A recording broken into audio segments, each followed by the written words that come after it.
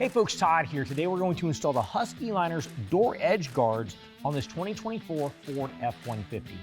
The tools we'll be using for this installation is a 12-ounce mallet, a lint-free cloth, and at least 70% isopropyl alcohol. Let's go ahead and get started. Before you remove the edge guards from their bag, note that each one is labeled for the door it goes to, and the top edge of the guard will be at the top label end of the bag. Do not poke the edge guard through the bag, as that could damage the guard. Begin by cleaning the door edge by wiping it down with a new lint-free cloth with at least 70% isopropyl alcohol. Be sure to thoroughly clean both sides of the door edge until you can hear it squeak. Rotate the towel with each wipe to ensure you're using a clean spot on the towel with every pass. Cut out the door template and attach it to the door with painter's tape. Align the edge guard with the top of the template and make sure the larger side faces to the outside of the door.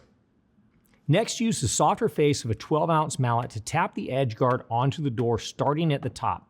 Make sure you're tapping perpendicular to the door, not at an angle from the outside or at an angle from the inside. Work your way from the top of the edge trim to the bottom edge in half-inch increments using your free hand to keep the edge guard aligned below. When you get to the bottom, turn the mallet around to the harder side and gently tap from the top to the bottom to see if any of the locations on the edge guard make a hollow thud sound. Any areas with a hollow sound, turn the mallet around to the softer face and tap the guard onto the door. Again, be sure to strike perpendicular to the door edge. Repeat the process on all remaining doors.